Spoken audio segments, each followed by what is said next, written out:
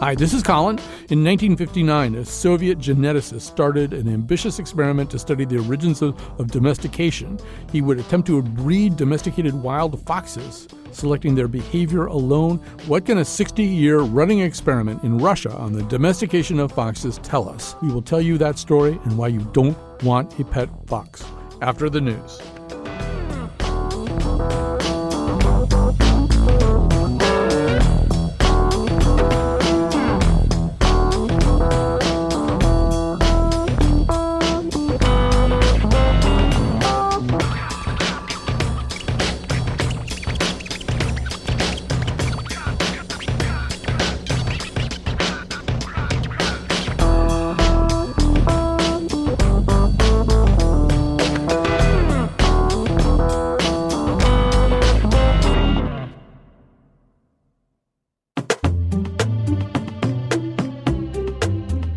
As some of you know, I think, I live about a block from the city line of Hartford, Connecticut. For some reason or other, our yard is full of animals, like full of animals. And they're around our house and they're trying to interact with us. And there's a cardinal who will follow my significant other's car up the driveway and land on the windshield wiper and look in at her.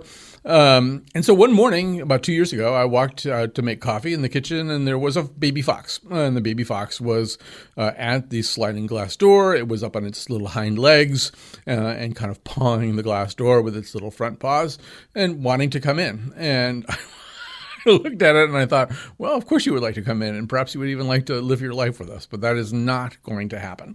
You have a mother fox somewhere. Go find your mother fox. And that was the end of that. But not everybody has looked at it that way. Some people have wanted to know very specifically about how that set of interactions could have gone and what that kind of interaction could tell us about the way that humans do interact with other species and the way that other species can wind up being domesticated and available to function either in partnership, communalism, or exploitation by human beings. And that's what we're going to talk about today, but we're going to make it about foxes, as they say.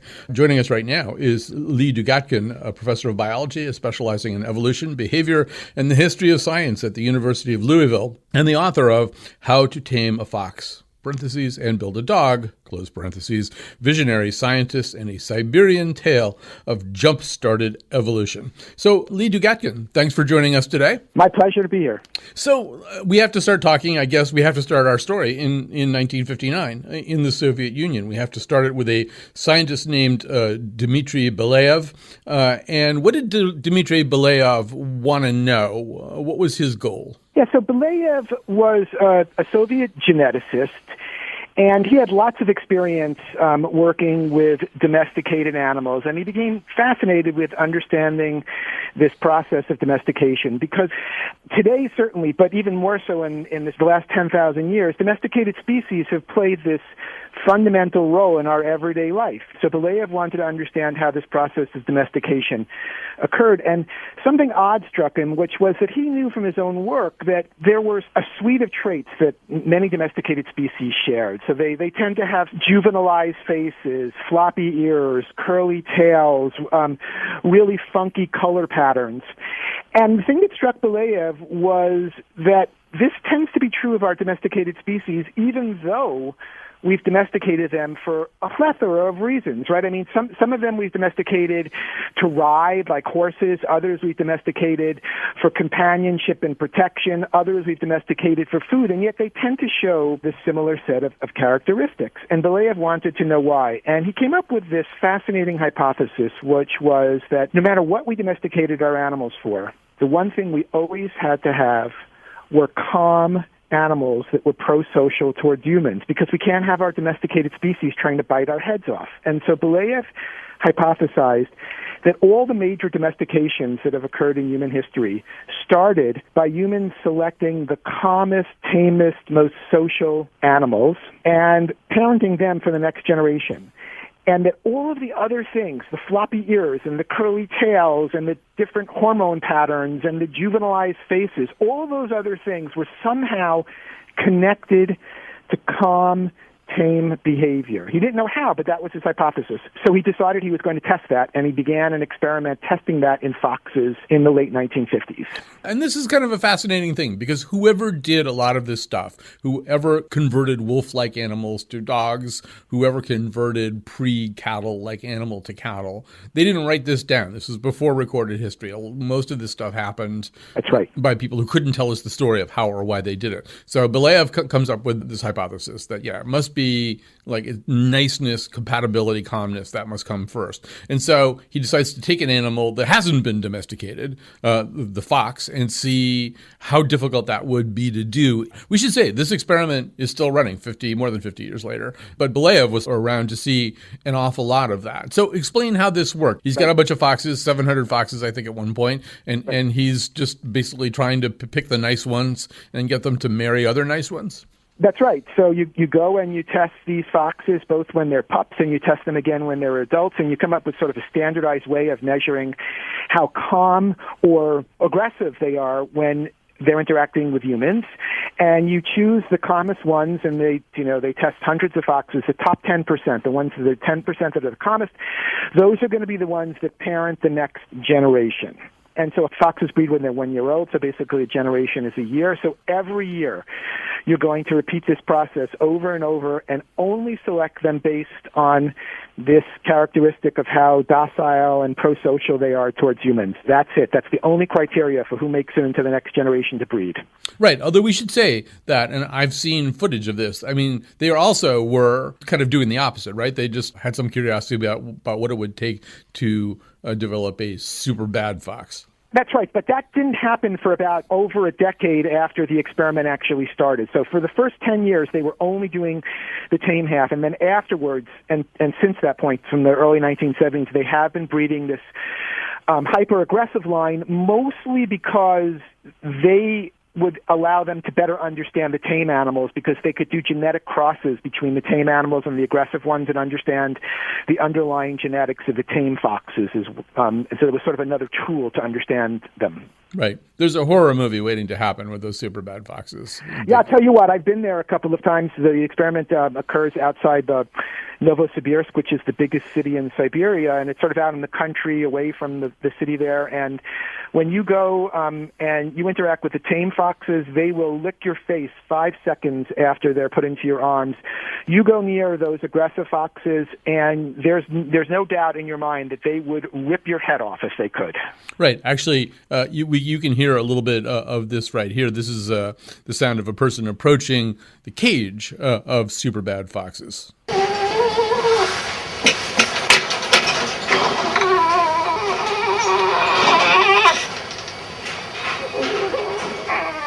Right, and my guess is that those clicking, clanking sounds you're hearing are the foxes actually thrusting themselves up against the front of the cage, trying to get the person. Right. Actually, that was a mistake. That was a clip from the second floor where we keep our interns. But the foxes, they make basically the same noise, raising their hackles and making those unpleasant noises. So let's go back to the nice foxes. So one of the things that I think astonished people at the time, and still does when you talk about it, is how fast this happened. We think evolution is something that happens over millennia. How fast was it? I mean, being much more selective than nature possibly can be, how much faster could the process become? Yeah, that's a great question, and I'm glad you preface it the way you did, because their goal had been sort of to super speed up the natural process by having these extreme criteria for how nice you have to be to get into the next generation. But so that was one of the experimental goals. Nonetheless, it even stunned Belyaev and my co-author on this book, Ludmila, how quickly they began to see changes. So first, within 3 to 5 years, in terms of just the behavior per se, they were seeing much, much calmer, more tame animals. So by the 5th generation, 6th generation, they were seeing animals that when humans approached, these animals would wag their tails, they would lick human hands when the human hands were put into the cage, and they would make sort of all sorts of sounds that indicated they like it when you came and they didn't like it when you left. And that was within, like I say, 5 to 6 years. even perhaps more incredibly, is all of these other traits that are associated with domestication began to pop up from about, the 6th to the 7th generation into the experiment. So, for example, not only were the foxes wagging their tails in joy when humans came by, they were wagging their all of a sudden curly tails in joy. So they were beginning to show one of these classic traits, curly tails. You see them in dogs, you see them in all sorts of domesticated species. A couple of years later, I think it was about the 8th generation, the 8th year into the experiment, they saw something that just blew their minds, which was that if you think of a fox, you think of an animal who has these ramrod pointy ears. And typically in the wild what happens is when foxes are really young, up until about 6 weeks, their ears are actually pretty soft and floppy. When they get 6 weeks old or so, they go ramrod straight. About the 8th generation into the experiment, they had this fox whose name was Nechta, which means dream. And after 6 weeks, his ears were perfectly floppy still. And they were perfectly floppy after 2 months. And they were perfectly floppy after 3 months. And they were perfectly floppy after 4 months. And so now they were starting to see yet another one of these things that are indicative of so many domesticated species. And the same thing happened, the same time frame, 8 years or 10 years. You're beginning to see really strange color patterns in their fur, which is another classic thing you see in domesticated species. And in the same time frame, they're also seeing dramatically reduced stress hormone levels in these foxes. So they were measuring from day one what their stress hormone levels were, and by the 10th generation of the experiment, their stress hormone levels were about half the level of a typical wild fox, all within 10 years. Unbelievably quickly, a blink of an eye in evolutionary time.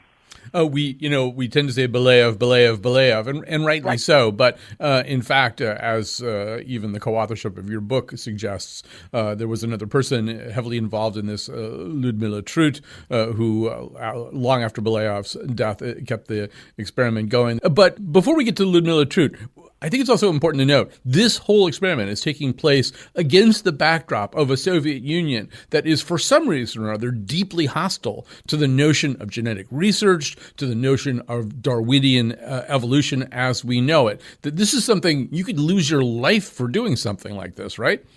That's absolutely right. When they started the experiment, there was a fellow by the name of Trofim Lysenko who had raised himself up from being essentially an illiterate peasant, and he convinced both the scientific and, more importantly, the political establishment in the Soviet Union that Western genetics at the time, Mendelian genetics, that was bourgeois Western lies that were being spread by saboteurs, and that this alternative explanation that had long before Lysenko been disproven was correct. He made up data to make it look like that was the case.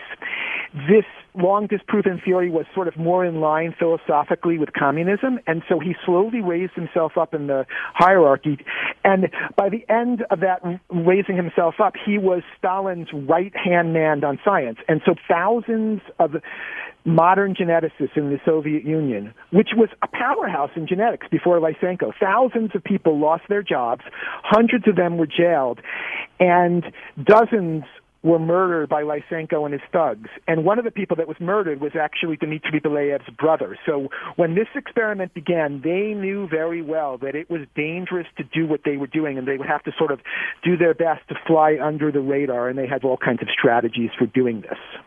You're sort of damned if you do and damned if you don't in the former Soviet Union and in Russia, because by contrast, at the point of glasnost and perestroika, when Gorbachev begins to remodel things, they also got screwed, right? By this time, I think Belyaev is gone and he's gone to his reward. Ludmila Trut is trying to run this thing, and they've got foxes starving to death, right? Because there's no money for food. That's right. So both when the Soviet Union collapsed and then after that there was this awful depreciation of the ruble, and when both those things happened, a lot of their money sources got cut off because most of their money was coming from the either the Soviet or then the Russian government, and it takes a lot of money just to sort of keep 700 foxes fed and healthy, let alone do the actual experimental work. And so when that happened later on, they were in serious trouble, and it was only because Ludmila is incredibly driven and also incredibly clever that they managed to get enough money to just eke by for a while and then get the experiment rolling again. I think it's important. I mean, there's so many things that we could talk about here. Our time is limited. I would recommend that people read this book, the title of which I will say again at the end of this segment. There are remarkable stories about what was done to keep this going and how ultimately worldwide exposure of the experiment caused a lot of people to come to the aid of this woman. But I think maybe we should spend a minute or two on this woman. She's a remarkable story in and of herself. Who is Lyudmila Trut? Right, so Lyudmila, she's one of the most amazing people I've ever met. So basically, from day one of the experiment, Belyaev brought her in. And for the last 58 years, every day she has been running this experiment, and she continues to run it at 83 years old. So she started at about 25. She was brought in because Belyaev knew that he was going to have tremendous amount of other responsibilities running this whole institute that he was running in Siberia, and he needed somebody to do the everyday work. Lyudmila comes in. Not only does she run the experiment, but very quickly she and Belyaev are essentially constructing all sorts of new hypotheses and testing them. She's sort of this combination of brilliant, sweet, and driven that you need, because this kind of experiment is extraordinary in biology. I mean, you don't have experiments that go on for nearly 60 years, day in and day out, with large creatures like foxes. And it's only because of Lyudmila that that's the case. Before we run out of time, and we are talking to Lee Dugatkin, who's the author of How to Tame a Fox and Build a Dog, visionary scientist and a Siberian tale of jump-started evolution. I guess, 60 years in, we know what Belyaev was interested in at the beginning. You've told us that. Right. 60 years in, is this a different experiment with a different set of questions, or merely a constant refinement of that original set of questions? Well, I mean, there are certain themes that have been going on all 60 years. And so basically, while the details have changed in terms of how they choose which animals are calmest, that part of the experiment is still essentially the same as it was before, in the sense that every generation they breed them, every generation they test hundreds of animals, and every generation they only choose the calmest to breed for the next generation. So that's been constant. The kinds of questions that they've been able to look at with respect to domestication, of course, have changed over the years. And one of the key things that's happened over the last 10 to 15 years is with the revolution in molecular genetics, they have been able to sort of dig deep into the fox genome and understand domestication at that level by looking at the genetics of foxes and then comparing it with the genetics of dogs. And so that's one of the things that they do a great deal of today. They also do lots of work on the interesting but strange vocalizations that these foxes make. They do work on everything from not just hormones, but things like oxytocin, these neurohormones that are dubbed the love chemicals, to understand whether or not the domesticated foxes show high levels of dopamine and other kinds of chemicals that are associated with prosociality. So they're doing all sorts of things. But still, the heart of it is understanding the process of domestication in real time.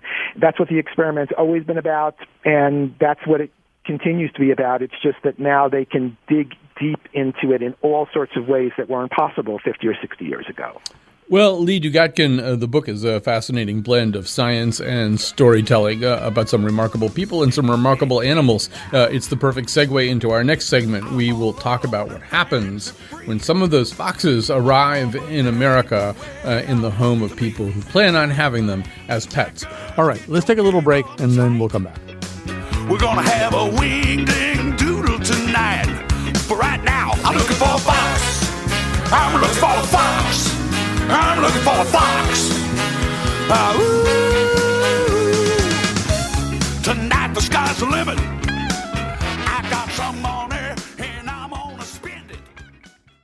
So you just heard about this now 60-year-old experiment to create foxes who are more compatible with human beings, domesticated foxes. So it's been going on for 60 years. So what happens when you actually try to have those foxes live in your home with you, more or less as pets? To find out, we got in touch with Amy and David Bassett, the founders of the Judith A. Bassett Canid Education and Conservation Center in San Diego, California. They're the owners of several Russian domesticated foxes. So first of all, welcome to the show, both of you.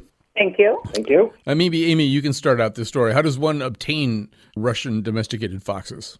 It's actually not a very difficult process. We contacted Ludmila Trut and started discussing importing one into the United States. They work exclusively with an importer who is an expert in importing wild or exotic animals for zoos and for people. His name is Mitch Kelmison, and he will send you a contract. You pick the sex of the kit as well as the color. There are about 5 different colors to choose from. And when they're about 6 months old or older, Mitch and his partner go over there, pick one up, and bring them to you. So something is vocalizing in the vicinity of one of you. Is there a fox somewhere near one of you? It's actually a New Guinea singing dog. Okay, that was going to be my second guess, was the New Guinea singing dog. So David, I don't know if we actually said this, but so the good news is that process is relatively streamlined. The bad news is it's going to cost you, what, $9,000-$10,000 to do this whole thing? Yes, somewhere in that vicinity. Why was this important enough to you to do? I mean, I got my dog from a shelter. You have a voluntary donation or something? 10,000 seems like a lot. Why was this interesting enough to you to do that? Right. I mean, first off, we're animal lovers. So this was a very unique animal. And what we really wanted to do was to explore the bounds of what these animals were capable of. And one of our thoughts initially was getting one and seeing if we could train him to do search and rescue work, and in particular avalanche rescue. One of the natural behaviors foxes have when they're hunting in the snow is they actually have an uncanny ability to hear small rodents under the snow, and just by the vibrations. And they'll go kind of triangulate as to where it is, jump high in the air, and then come down and come back up with a mouse in its jaw. Looking at that, we figured, you know what, when they're doing avalanche rescue, that's the kind of sounds that someone would be making under the snow. And certainly these foxes could hear it, and perhaps they can be trained in order to give some indication that that's where the individual is at. So we just had a lot of curiosity about what these animals are really capable of and how they differed from, non-domesticated foxes. We should emphasize, to the best of my knowledge, that's not happening. Like the next time I get trapped in an avalanche, nobody's going to say, well, we're sending a fox up to look for him. It's not currently happening, no. So, Amy, meanwhile, you guys have foxes in your house. What's that like? We actually don't have them living full-time with us in our home. That is not a possible scenario for having a pet fox for multiple reasons. One, you actually, when you import a fox from Russia, you don't get them until they're at least 6 months of age, which is past their socialization window. So a lot of the things that we do with puppies, you are unable to do with a Russian domesticated fox because you can't litter box train them. You can't socialize them to various things that one normally would in their home, such as don't chew cords, don't chew the couch. And so when you actually have a fox living in your home, whether it be a Russian or a U.S. tame fox, the problem is they are very destructive. So they'll chew electrical cords. And also where you can litter box train them, you can't do that 100%. And so they tend to get, when they get very excited, they pee and they poop. And so it is a sanitary nightmare to have them in your home. And they are very agile. So like a cat, they jump on your counters, they jump. They can get in and out of almost anything, which also means that you have to be very careful with open windows, things such as that, because they will escape and they won't come back. So unlike a dog, they don't have the same trainability.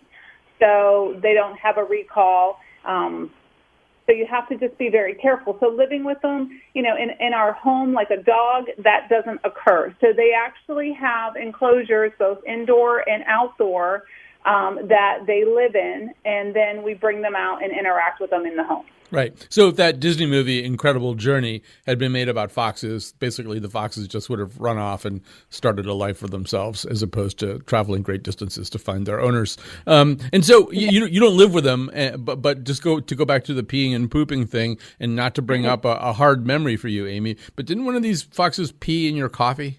Oh, gosh, yeah.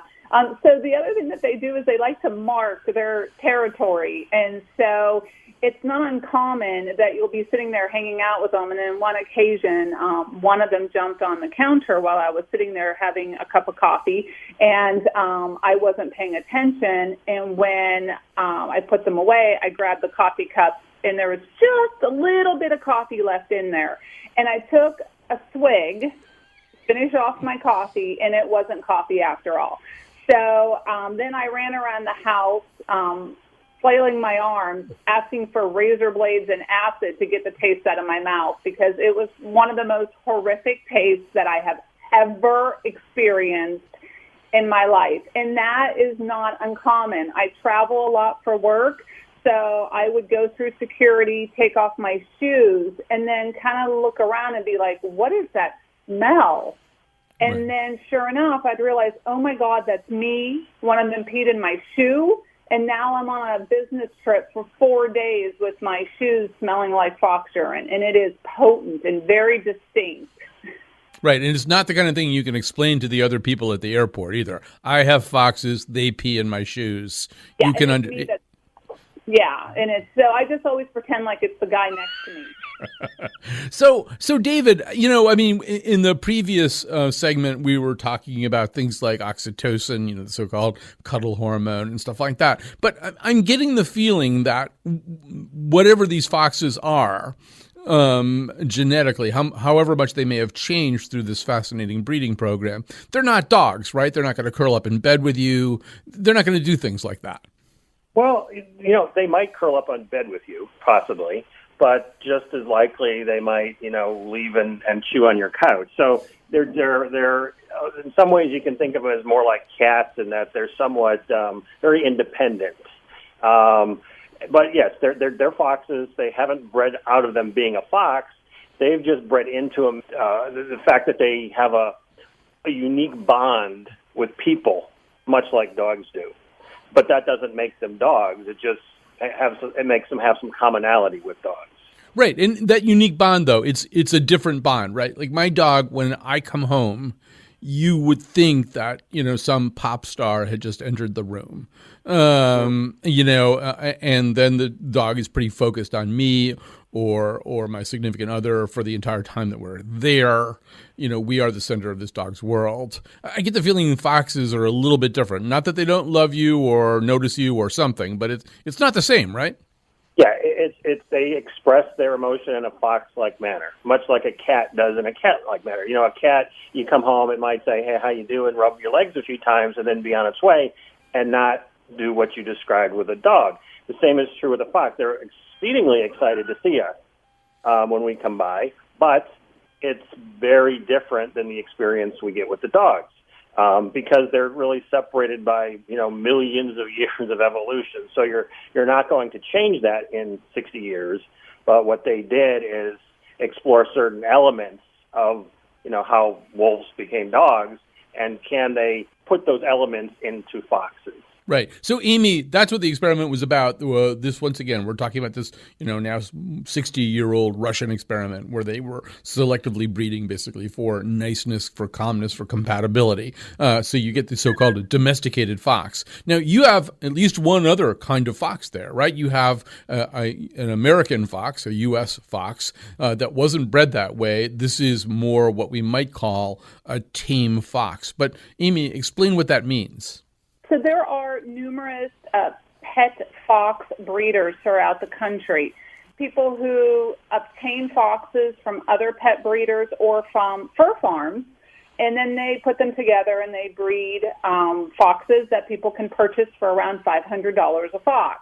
And so these U.S. tame foxes, as you mentioned, are tamed, meaning that it's not a genetic change within them that is consistent throughout that population. So you actually don't have a good understanding of what that fox is going to be like as an adult. They typically change when they go through maturity. So even if you neuter them, there tends to be a very robust change when they're about 8 months old. We call that the October crazies, and that typically happens when in the wild the kits are actually kind of pushed out of the home to be independent and to move on their own.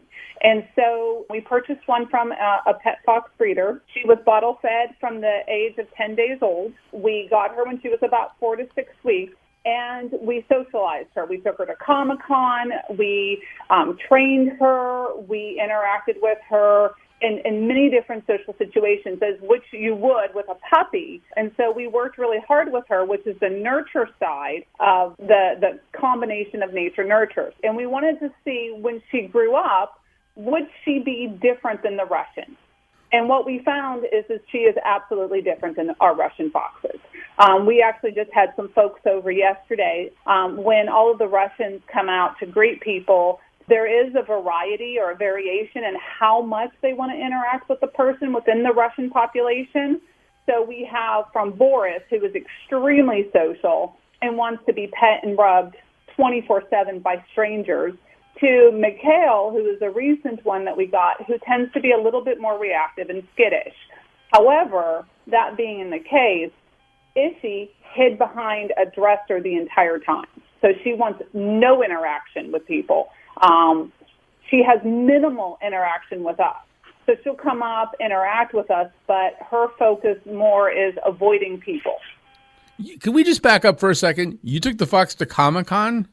Yes, we did take Issy to Comic-Con, but it was a Comic-Con in Salt Lake City. And in that case. Well, no, was the fox watching the Avengers on television? You thought maybe she'll enjoy this?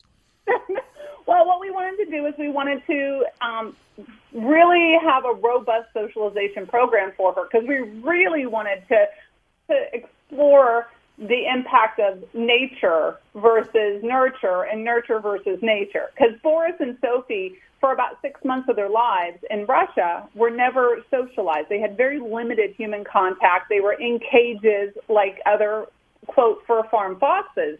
So we knew that they had missed that socialization window where we had this unique opportunity. So we took her to Comic-Con. She pooped a lot. That's common at Comic-Con anyway. It is common, yes. And so she got a lot of attention. A lot of people fell in love with her. So she has a little bit of a following on Instagram. But yeah, so we did things like that, because what better place to socialize than something like Comic-Con in Salt Lake, which was crazy. Right. Well, I went to Comic-Con and I didn't want to interact with people for a long time after that. So that could have some explanation, help explain, what's happened with the fox as well. Well, this is terrific stuff. And we should actually play a little clip of the foxes interacting with you. I think this is just you and the foxes. Oh, look at you. Yeah, tell me. I know, Matza. No. Okay, so that sounds nice, and actually the video clip is even more inviting. But David, I feel as though your ultimate message to humankind is that foxes really aren't ready to be pets in the conventional sense of pets. That is our position. What I always say is for 99% of people, they are not the right animal to spend your life with, because it is a long-term commitment, 12, 17-year commitment. And for that other 1%, it can be an incredible experience. But the trouble is to determine if you really do fall in that 1%, because many people like to believe they do, but then get the fox and find out that they're really not. So if anyone's even considering it, they need to really do all the research on them. And if at all possible, I would recommend a Russian fox over any other type, because there really is a difference as far as the bond that you can have with that animal. And not only that, that animal is less stressed living with you because it actually has a bond with you also. Yeah, actually, I began this show by talking about a morning when I woke up, was getting coffee, and I realized there was a baby fox outside my door with its little paws up on the glass door, pawing as if it wanted to come in. And I told it to scram, and I'm even happier now that I did that. Amy and David Bassett are the founders of the Judith A. Bassett Canid Education and Conservation Center in San Diego, California. I'm assuming they own a lot of cordless things in their house, most of them perhaps intentionally cordless. They are the owners of several Russian domesticated foxes, and as you just heard, one tame fox. Thank you so much for talking to us. Thank you. All right, let's take a little break, and then we'll come back. What does the fox say?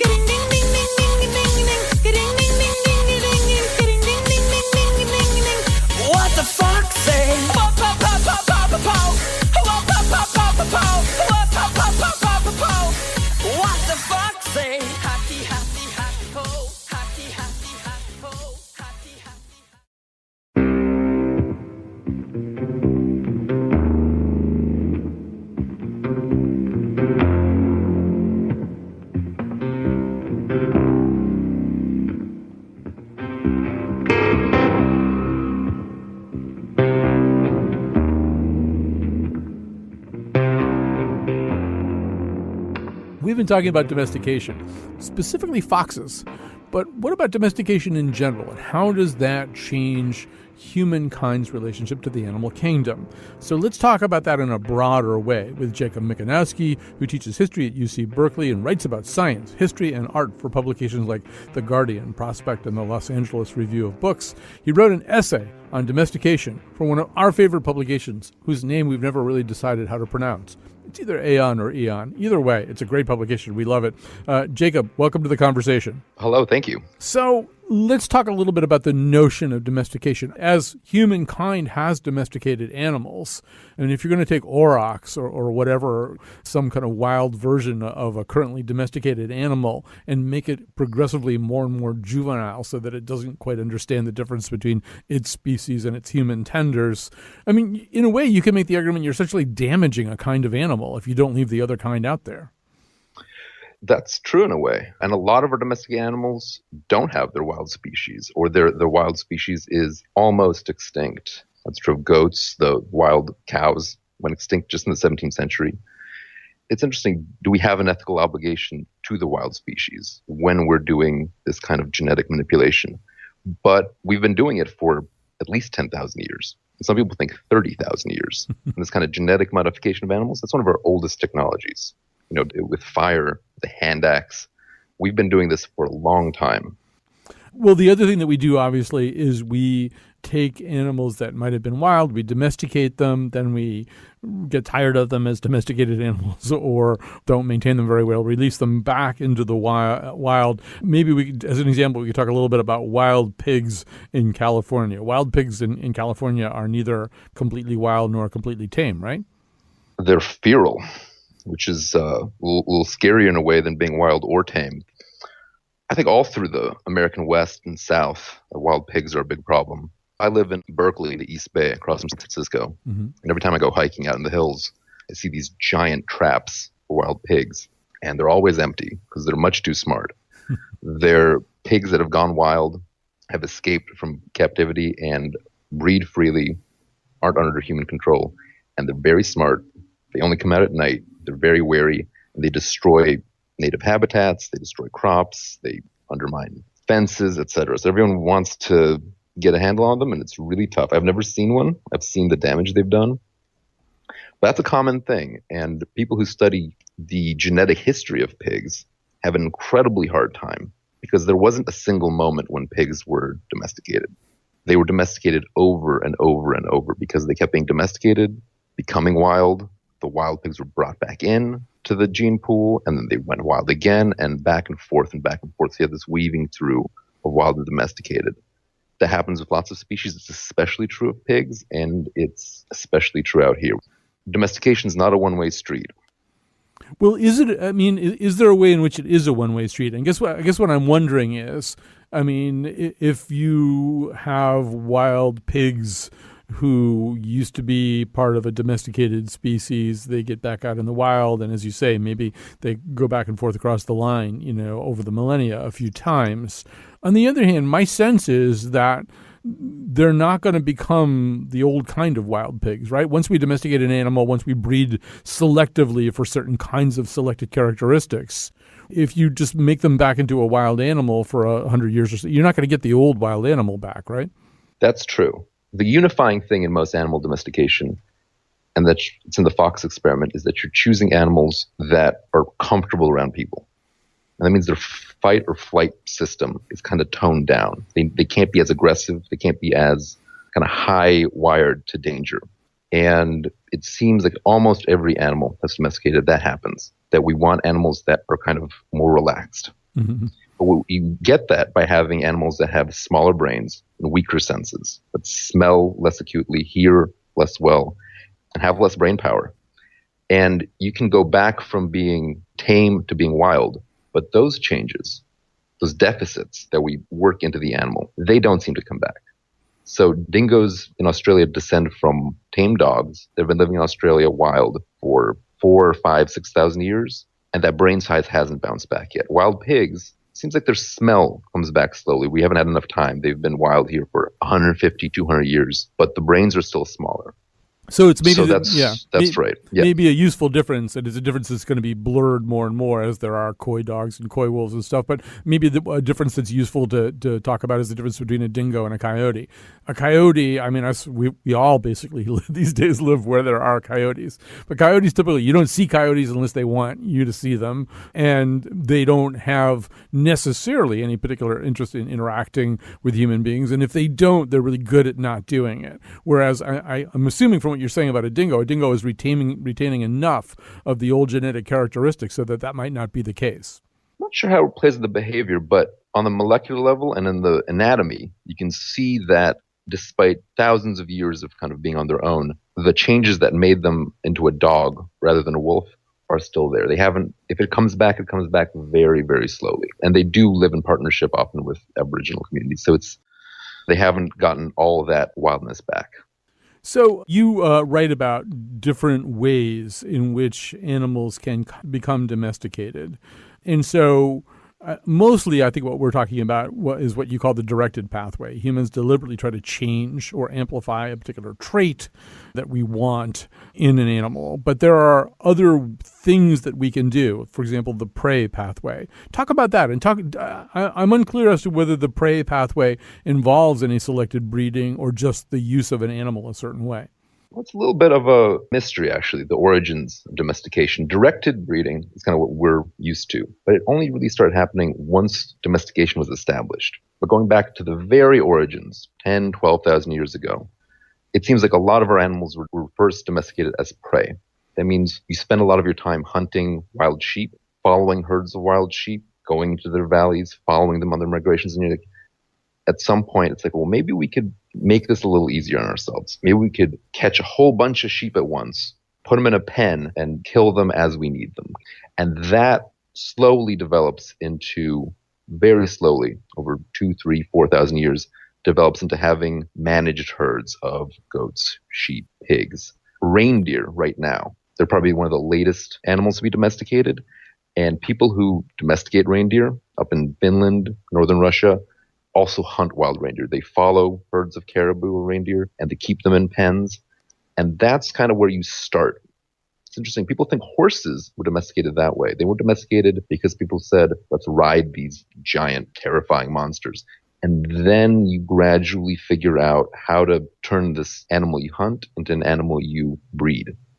And I know that this is something that you've written and thought about. So that's a perfect example of what our notion of progress is, that our notion of the progress of human civilization is that it's smarter and more efficient for us to essentially domesticate the reindeer or anything else. So it's sort of there when we want it. We can manage the herds.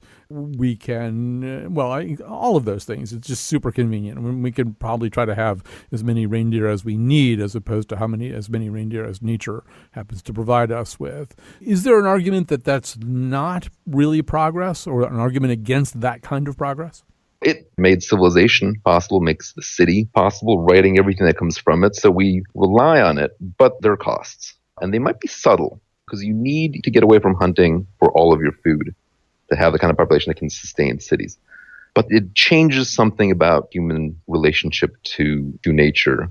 I talked with an anthropologist once who lived with hunters in northern Siberia, people who got all their food from hunting. If they needed something else, tea or sugar, they got it by selling furs, real hunter-gatherers. And, you told me the attitude towards animals is totally different, that it's not a relationship of domination. I'm going to go out and I'm going to find an animal, I'm going to kill it, and I'm going to prove my superiority to it. It's almost totally the reverse. It's that you're going in to a world of equals, and you're hoping that they that they give themselves to you. It's a relationship of total respect. Historically, that's something we've definitely lost. A lot of managing animals is hobbling them, restraining them, keeping them tied up or fenced in. A way of relating to animals becomes a way of relating to people. Those first cities in Mesopotamia, the words they used to talk about a slave or a scribe or a dependent, they took that from the language that they used to talk about cattle and sheep. So once you start dominating animals, maybe it's easier to dominate other people. Maybe that relationship becomes one you can imagine. So one of the things that we've been talking about elsewhere on this show, Jacob Mikanowski, have been the Belyaev experiments in 1959, starting in 1959 with foxes. This is something you know a lot about. It's been the inspiration for some of your work. So, as you look at those experiments, which we've covered elsewhere on the show, what's your takeaway there? I mean, is this the beginning of a new kind of manipulation of a species? I think the fox experiment is extraordinarily fascinating. It's really opened up real vistas on understanding domestication, which is we still don't understand everything about it as a process. The setup of that experiment is so intuitive. Just see how the fox reacts to being in a room with a person, being in a cage with a person. By doing that simple procedure, you're doing something to the genetic architecture of the entire organism. You're not just changing behavior, you're changing skull shape, ear shape, the brain, your endocrine system. You're changing all these linked things in an organism.